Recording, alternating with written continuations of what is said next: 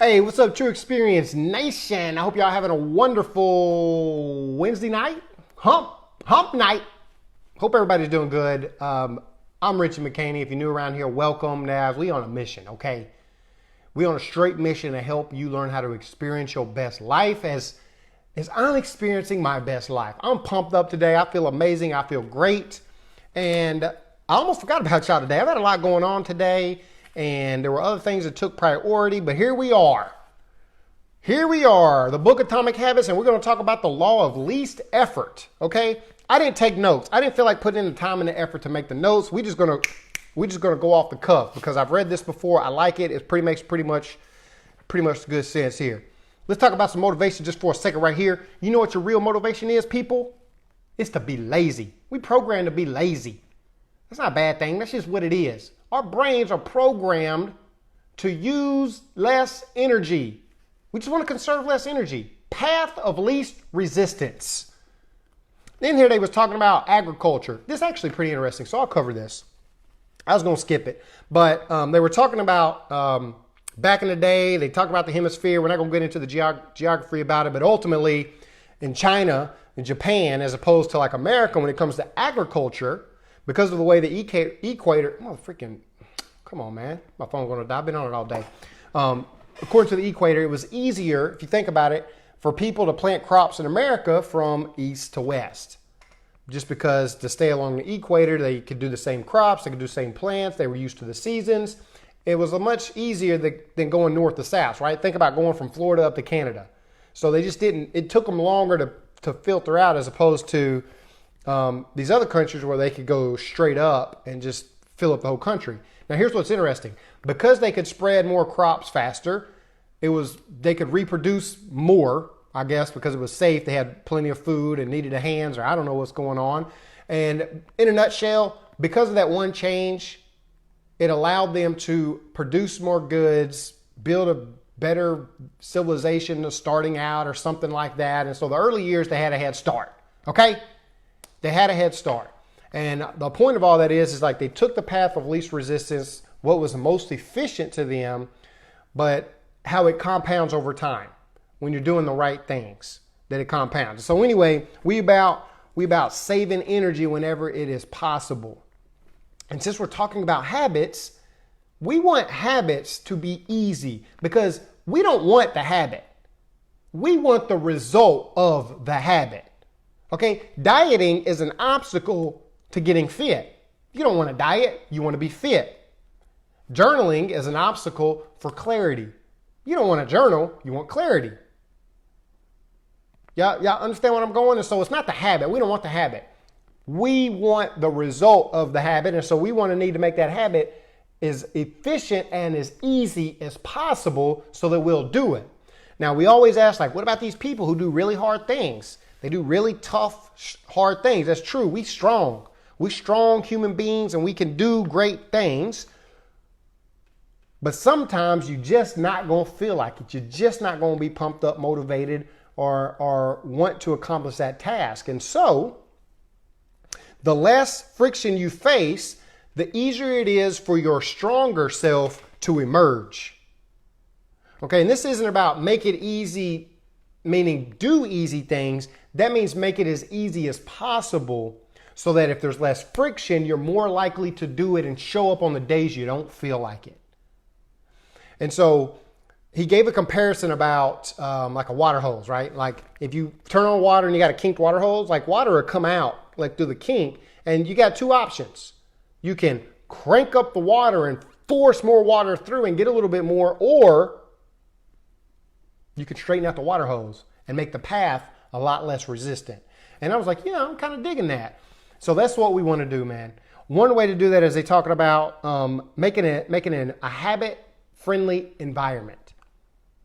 We've talked about when it comes to making it obvious, we've talked about, being the architect of your environment, about making these big cues, making things like bright, right in your face so that you're prompted, you get that cue to get the craving. But the same thing can be done for less resistance. You want to be efficient when it comes to your habit. Here's an example. If you want to go to the gym every day, it's better if you have a gym on the way to work as opposed to just a few blocks down. That extra little resistance is enough sometimes on the days you don't feel like it to go to the gym, because now you're going out of your way to go to the gym as opposed to it's on your way. And so try to put up your environment where it makes it easy for you to do the task that you're wanting to do. I don't know what else to say. What was my cue today? What was it? My book was sitting here. Oh, that's what it was. It was funny. I just did a Zoom call. I had another video I was doing, and I was downloading it, and I'm about to upload it to YouTube. And as soon as I did it, guess what? I got the cue. Remember we talked about having a lot of different cues? My pathway's already done. As soon as I did that, I said, holy crap, I haven't done my live today. It gave me the cue. It gave me the craving immediately. Opened up the book, typed it up, loaded it up, and went to town. It was easy. My goal is to put in a rep. My goal is not to be perfect. If I'd have been perfect, I'd have thought about it and made it all good. But we're just going to go off the cuff, man. Y'all going to have to deal with it, okay? Addition by subtraction. Y'all going to like this. I like this one. Since we're about saving energy, we want to be as efficient as possible. And so addition by subtraction. And there was something in a factory where they wanted to get as efficient as possible. So they rearranged the environment to make less twists and turns and stuff like that. And so they took stuff away to make it more efficient. And because they were more efficient, the production went way up. The mistakes went way down. The quality went way up just by making some small changes to the environment. I just think I'm fascinated by that. So you can take stuff out, get the clutter out of your life. You know, if you got to clean up, right? Like that's why people enjoy, tidying up and having I love it.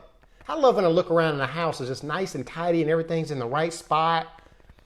It makes yourself a lot more efficient. It makes doing what you got to do a lot easier, as opposed to a lot more difficult. Like, man, there ain't no sense of putting this up, these clothes up. Look at this house, a mess. If I put this up, I got to do all this. And so addition by subtraction. Let's see, what else we got up in here? Yeah. We talked about that. I don't know, man. We're going to stop right there. Let me read this one little quote here. The tricks are unlikely to curb true addiction. But for many of us, that's when he was talking about changing your environment. So like if you're on your phone and you have a habit of checking your phone all the time, leave your phone in the other room. Now that's not going to curb the addiction, but it could be enough of a resistance to keep you from doing the things you don't need to do. So here's the idea.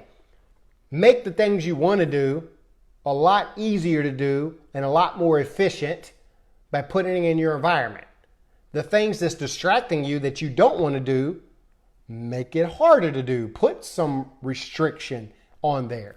I don't know if he's going to talk about it or where I heard this at, but we've given the example before. If you want to stop eating Oreos, take the Oreos and put them out in the garage or put them on the top shelf in another room, so that you have to consciously think and like, okay, do I want an Oreo just because it was in the kitchen, or do I really want an Oreo? Do I want an Oreo enough to get up, go to the garage, get on the top shelf, get it down, take an Oreo out and put it back up? Do I want one that bad? Just that change of environment, that little bit of a distance between you can mean the world, man. It can mean you getting those extra calories in or not. And so, that's kind of the idea, guys. Like, redesign your life so that the actions that matter most are also the actions that are easiest to do. That's what we're talking about tonight. I'm sorry if y'all didn't like this one. I'm sorry if I wasn't on my game tonight because I had stuff going on. But let me tell y'all something. Here's what's important. I'm happy. And I make good money working from home. And I'm my own boss. And so I gave myself the ability to be able to not take notes and come up on this video and just talk right from the book. And so that's what I did. And I feel good about it. And so I hope y'all like this kind of stuff, man. I'm on here chilling and having a good time. And Delana Pruitt, hey, what's up, LSU? Didn't y'all get a W the other night? I was in Dallas I saw the game on the TV. I felt like I was handling business, but I could have been wrong. Hope y'all have a good season, I guess. I don't have a particular pick on the team, but I saw you commenting about it. So good luck this season, I guess. But if you like this kind of stuff, man, y'all know what it is, man. Y'all want to go ahead and hit the video, follow this. I do go live every day. I don't know when. It might be at night. It might be early in the morning. It might be in the afternoon. But I'm going to come on here. We're going to have a good time. I'm going to give you some kind of value. And hopefully it's something enough that you can take, apply, and improve your life. So anyway, I hope you have a wonderful night. I'm going to get off of here. Until tomorrow, I'm out.